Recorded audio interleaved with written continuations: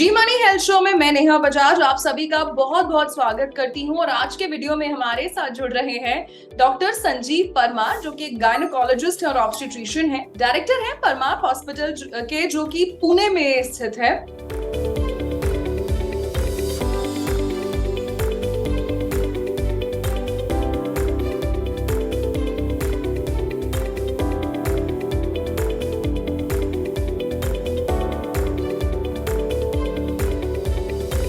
Doctor Parmar, जी money health show में आपका बहुत बहुत स्वागत है। Thank you. डॉक्टर, क्योंकि आप 20 सालों से प्रैक्टिस कर रहे हैं, एक रिनाउंड गायनोकोलॉजिस्ट हैं, आज हम आपसे सी सेक्शन डिलीवरी के बारे में चर्चा करने वाले हैं। मैं आपसे एक वाकया शेयर करना चाहती हूँ। मेरी एक कजन है जो एक्सपेक्टिंग थी, और उन्होंने हमें ये बताया कि हमें तो डॉक्टर ने ये ऑप्शन दिया है कि जब सिजेरियन ही कराना है तो आप वो आखिरी की डेट खुद भी डिसाइड कर सकते हैं। सो कहीं ना कहीं मुझे बड़ी दिलचस्पी हुई चीज जानने की कि ऐसे कैसे हो सकता है, and what all involves in a C section delivery, and क्या पेशेंट के पास भी चॉइस होता है। सबसे पहले हमारे सभी दर्शकों को आप ये बताइए, what is a C section delivery और किन सर्कमस्टेंसेस में आप नॉर्मल डिलीवरी के बजाय सी सेक्शन परफॉर्म करते हैं। सी सेक्शन यानी डिलीवरी जिससे हम ऑपरेशन से बेबी को निकालते हैं। नॉर्मली वजाइनल डिलीवरीज होती है कि किन कारणों के कारण वजह से वजाइनल डिलीवरी नहीं कर पाते हैं, स्पेशली बेबी का पोजीशन है या अदर रीजंस है, जिससे बेबी को अगर हाई रिस्क प्रेगनेंसी है तो ऐसे में हमको सी सेक्शन डिसाइड करना पड़ता है। सी सेक्शन यानी एब्डोमेन को हम लेयर्स में कट करते हैं और डायरेक्टली यूट्रस को इंसिजन देके बेबी को वहां से निकाला जाता है। अच्छा। So that is by operative method. तो सर, अगर मैं बात करूँ सिजेरियन डिलीवरी के, हमेशा पुराने जमाने में बोला जाता था कि जो लेडीज अपने प्रेगनेंसी के टाइम बहुत एक्टिव रहती हैं, एक हेल्दी रूटीन फॉलो करती हैं, उनकी डिलीवरी नॉर्मल होती है और उनकी सिजेरियन की नौबत नहीं आती है। नॉर्मल डिलीवरी में रिकवरी भी अच्छी होती है। आप इस बात से कितने सहमत हैं? Very true, but not on the lifestyle. ऐसा कुछ नहीं होता। It all depends on that time जिस दिन डिलीवरी होने वाली है, उस दिन क्या स्टेटस है पेशेंट का, उसके ऊपर सब डिपेंड करता है। Of course normal healthy lifestyle आप लोगे तो more chances of normal deliveries रहेंगे देन अ लेथार्जिक और बैड लाइफस्टाइल लोग।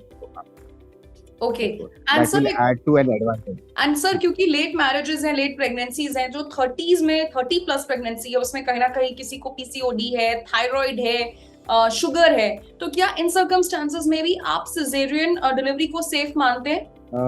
Not necessarily. अगर नॉर्मल डिलीवरीज के लिए अदर रीजंस रहते हैं, थायराइड, शुगर होना या अबव एज 30 होना is not a criteria for a caesarean section. अच्छा, not at all. Normal deliveries हो सकते हैं। अच्छा sir, what are the risk factors that are associated with a C section? आजकल सब कहीं ना कहीं कहते हैं कि पेनलेस डिलीवरी चाहिए, भले ही एक निशान स्कार रह जाता है, but these days women are like painless delivery है, डॉक्टर ने बोला है तुम्हें इस डेट में कभी भी आ जाना। आप सब महिलाओं को क्या कहना चाहते हैं?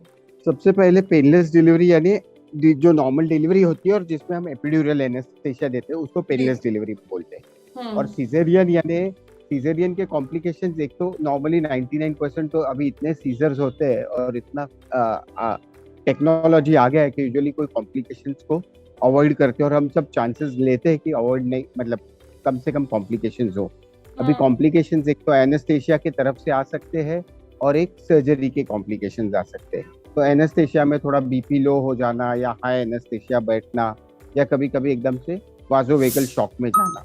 दूसरा है सर्जरी के टाइम ब्लीडिंग ज़्यादा होना या अंदर बेबी को निकालते वक्त बहुत एडिजेंस मिलना, थोड़ा डिफिकल्टी होना, आजू बाजू के एरियाज में टेयर होना, ब्लैडर या नियर बाय ऑर्गन्स को डैमेज होना, ये यूजुअली हो सकता है। पर this are very very very less chances. अगर वो रिपीटेड सी सेक्शंस रहेंगे तो चांसेस बढ़ते हैं, नहीं तो यूजुअली नहीं रहता है। अगर ब्लड प्रेशर है, शुगर है, अदर कॉजेज है तो और कोई प्रॉब्लम आ सकती है रिलेटेड टू। अच्छा, एंड सर क्या ट्विन डिलीवरी, अगर किसी के ट्विन्स हैं तब भी सी सेक्शन पॉसिबल है?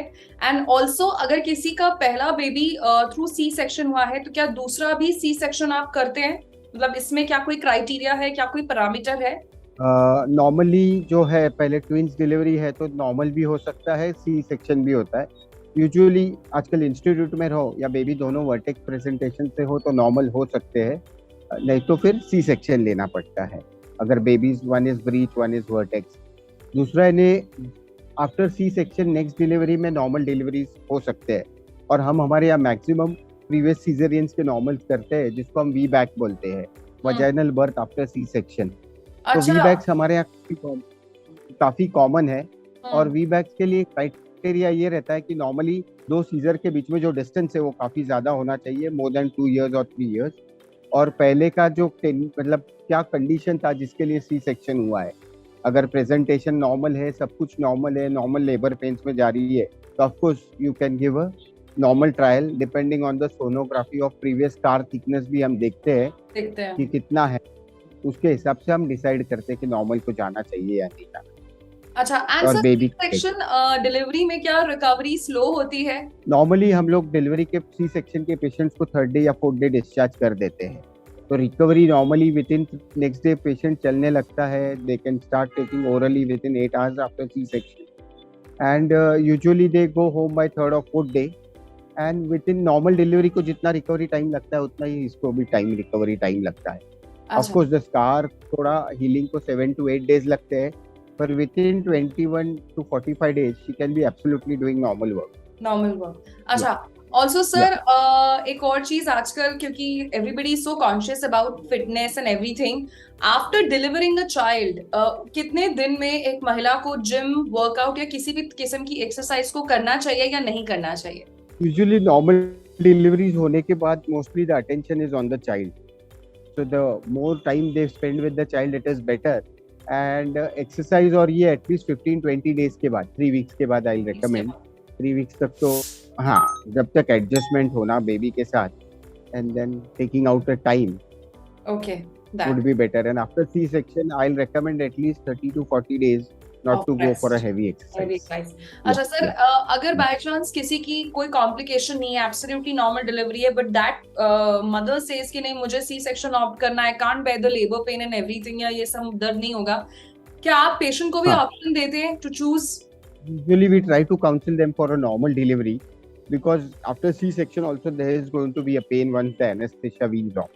तो मैं तो एडवाइस दूंगा कि पहले नॉर्मल डिलीवरी ले लो, थोड़ा 3-4 घंटे का प्रॉब्लम रहता है, पर अभी सेकेंड ऑप्शन है कि पेनलेस डिलीवरी, जिसको हम एपिड्यूरल एनेस्थेसिया के नीचे करते हैं, तो that would be a better option than having a C section. C section, क्योंकि anyway you are giving a injury to the abdomen, and may be later on she may need another operation, तो keep it reserve. Okay, so doctor Sanjeev ने आज हमें सी section delivery के बारे में कई सारी चीजें बताई। Thank you so much doctor Sanjeev, आपने अपने बिजी स्केड्यूल से कीमती वक्त निकाला और जी मनी हेल्थ शो में आप हमारे साथ जुड़े। Thank you very much. I hope आपको आज का वीडियो पसंद आया होगा। डॉक्टर संजीव ने हमें कई सारी चीजें बताई, कई सारे मिथ्स ब्रेक किए। अपना फीडबैक जरूर शेयर करिएगा। किसी और विषय पर भी अगर आप चर्चा देखना चाहते हैं वो भी हमें बताइएगा। इसी के साथ मैं नेहा बजाज अब आपसे लेती हूँ इजाजत। मिलेंगे जी मनी हेल्थ शो के एक नए वीडियो में, एक नए सुपर स्पेशलिस्ट, नए मेडिकल एक्सपर्ट के साथ। तब तक के लिए आप देखते रहिए जी मनी हेल्थ शो। अच्छी सेहत हमारा वादा।